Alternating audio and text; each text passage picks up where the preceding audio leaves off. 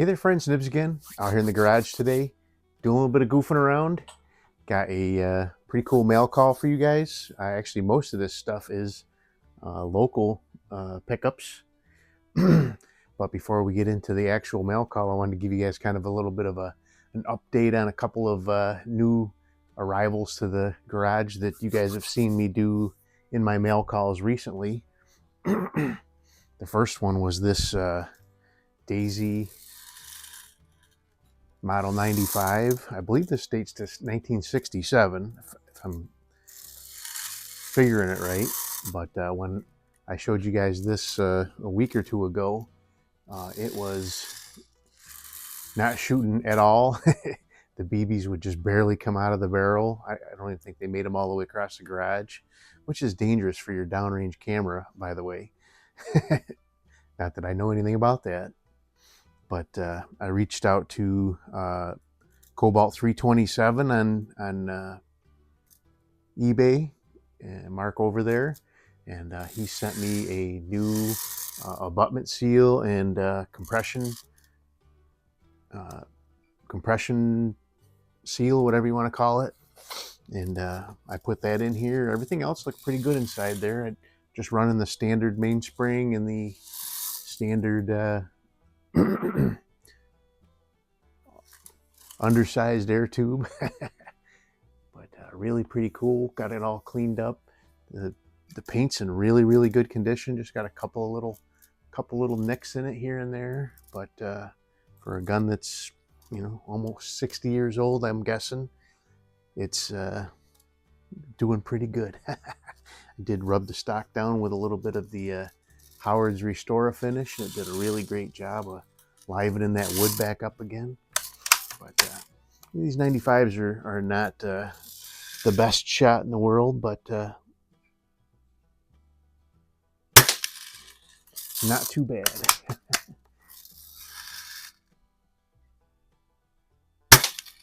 Right now I just have the Hornady Black Diamonds in here. Not sure exactly how fast it's shooting, but it's just a stock setup, so I'm guessing less than 300 feet per second. But that's that. The Daisy 95. I like to keep those old timers original if I can. So now the other one is this here. Still haven't done anything with the stock yet. We'll work on that. I sanded it down a little bit, and looks like it won't be too bad to I just wanted to make sure it wasn't into the wood at all, but it's just the finish was all crackled up on it. But we'll do a refinish job on it here soon. But this one has a nice Leapers scope, a 4x32 AO scope, and it's really nice for shooting in the garage here. But the main thing I did with this so far was put a little bit of spring tar on the spring, and I actually did the Crossman bearing trick. So if you don't know what that is, I did a video a couple years ago showing about this. You can let's see, where are they at? Here they are. So I buy these little, they are a 5x8 by 2.5 millimeter RC bearing, and I bought a bag of 10 of them, and I'm down to 3 left. So, and I actually so I take the trigger return spring and the little post that the trigger return spring sits on out, and put that bearing in, and it makes the world of difference in these triggers.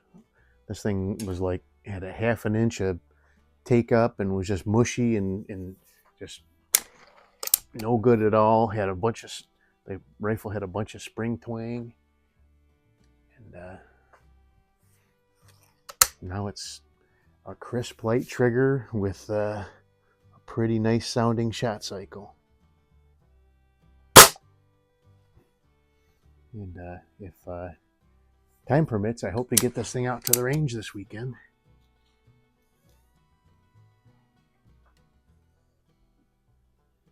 Gotta hurry up. We I got lots to talk about in the mail call, but really nice gun. Oh my, no creep at all in that trigger now, so that's pretty awesome. But anyway, so let's get into the mail call. Where'd the lid for these go?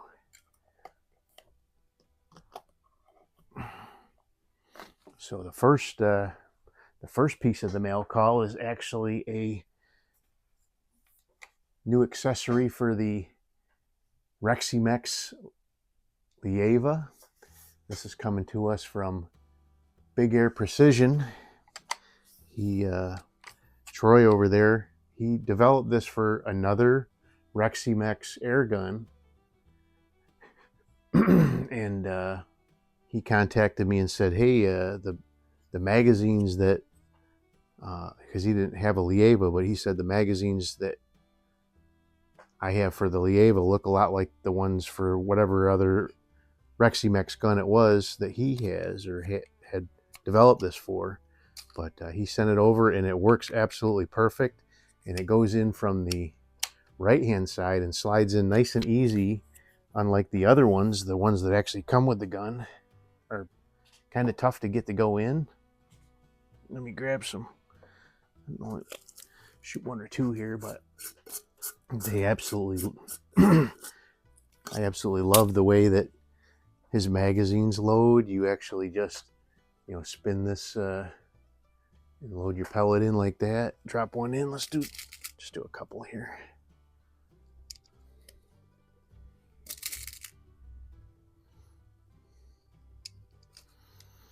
And these do have last round hold open. The Reximex ones do as well, but those are the kind that you have to spin the cover and put one in upside down and then spin it around and twist your head around. So, but I know you guys have seen this before, but if you're new to the channel, this is a Williams peep sight that I put on here.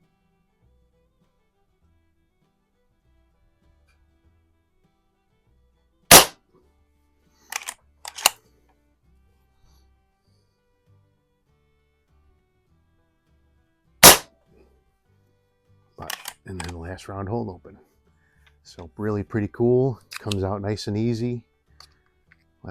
See if Troy can send me over a couple more of these. They're working really well.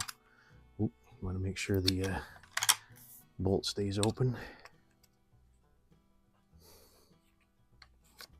And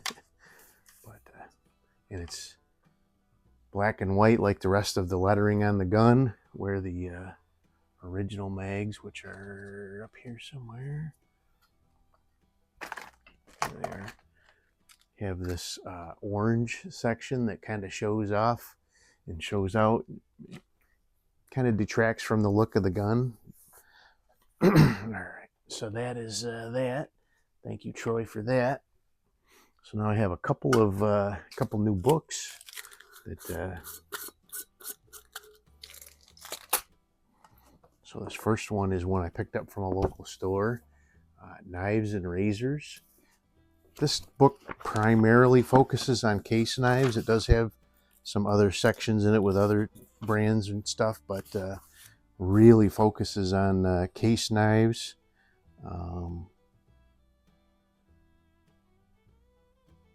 History, different has some queen cutlery stuff in there, and a bunch of the other kind of offshoot companies that, but it's an older book. I think it dates back to like 95 or no, 2008. Okay. So it's, but if you're a case collector, it's a really good book. So now this next one is one that I've actually had a friend loan to me before, but this is dealing with Quackenbush guns, and it goes into the air rifles and the 22s, which I actually have one of the 22 safety rifles. If you want to look that up, you can see that one.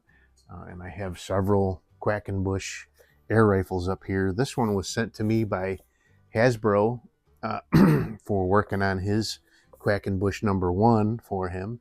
Also his, what was it, high score model 801, I believe. So I appreciate that. Brian taking good care of us. Now the rest of these, so I have one knife that came in the mail, and it is a Case, a little bit older case. This is an older box, but this thing is brand new. And this will fit right into my 18 pattern Stockman. And they call this one the Kentucky Bluegrass color bone. This is a 6318 pattern.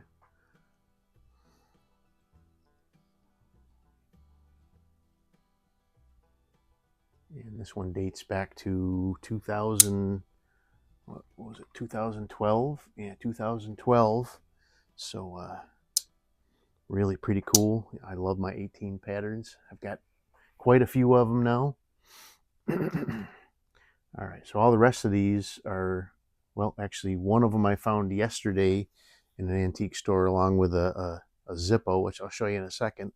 This one is a Kutmaster. Here's the tang stamp for it. So Kutmaster was used by Utica Cutlery between 1937 and I think the early 70s, 73, 74. But it has a nice little pen blade and then a main, I should call that a drop point, right? And it has New Holland for New Holland tractors on it. So really pretty cool. And then at the same store, I found this Zippo, which is a cigar or a pipe smoker Zippo. Has been used, but it's in really great shape. I can't tell how old it is. It has date marks on there, but they're like filled in with paint. So I can't really tell. And then there's supposed to be date marks on the inside as well, but I can't make out anything on the inside either. So I'm not a real big Zippo buff, but it was cheap, so I grabbed it. A lot of people that collect case knives like to collect Zippos as well. So now the rest of these I picked up today in a antique store. This one is a Camillus. It has the newest tang stamp that they used just before they went out of business, but it is a nice, I think this one is the Boy Scout Whittler. It has a drop point blade. It has a coping blade, and it has another kind of a small drop point on that end. I've got a couple of these already. It's kind of a swell center in the middle, but I believe they call this the a Whittler. And yeah, it needs a really good cleaning, but it's a really pretty decent shaped knife, so I think it'll clean up really nice. This next one is a really old Camillus electrician's knife. This one has the short line tang stamp on it, and the blade's a little bit rusty, but that's easy enough to clean up. The wood's in really nice shape on it. The bail's in really nice shape, and has the screwdriver blade with the wire stripper on there. So this one has the 46 to 60 tang stamp, or 46 to 56. Is that how it works? I don't remember. It's the older one anyway. It's now this next one is a I think this is an Imperial, right? Or no, this is a Hammer brand, which we know that the Imperial dropped the Hammer brand in like 56. So pretty cool old knife. I did look up the patent numbers that are on here, and they were issued in 41 and expired in 59. So that gives us an idea of when this would have been made too. It has some advertising writing on there, but it's completely faded away, so I'll probably just finish sanding that off and clean that off, and won't have to worry about it anymore. Now these next two are the two that I really absolutely love from finding at that antique store. Look at this orange bone Case full-size trapper. Just having that full-size trapper be pretty cool, but this one is very, very special. This one has a etch on the blade that says 2011, partnering 36 years, 1975, with shaking hands on it on the main blade. And then on the secondary blade, it has the signature of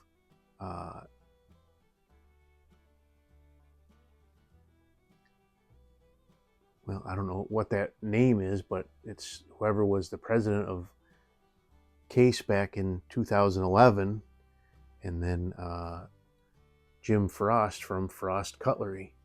So apparently Case had been partnering with them making knives, but I haven't found any information on this knife yet, but it is in this very cool orange smooth bone. It's got some really nice figure in the bone though. It does need a full day of beauty here on the bench, but it is a really, really cool knife. It'll clean up nice. It'll look like brand new when I'm done with it. And then the last one is this really, really cool knife here. This is a limited production run of a single-bladed Case doctor's knife. And this one is a 9185 pattern. The 9 denotes that it was some sort of well, the 9 was originally set aside for fake mother of pearl, which was a, kind of a synthetic material. But this one is actually made with Cortland, and it says on the blade, Premier Edition 1 of 500, Ivory Quartz Cortland. And this one dates back to 2007. So it is a really, really cool limited edition Cortland handled knife. This one is unsharpened, still has the burr, the famous Case burr. So does the orange one as well, and the bluegrass one also has the burr still. So I like it when you find them unsharpened. That's pretty cool. So anyway, that's it for today. A longer video, but we covered a lot of stuff. Some cool stuff. Be playing around with these different guns, getting them out to the range. The new Springer and the Lieva, got to get that out to the range and test it out. But hope you guys liked the video. Till next time, have a great day.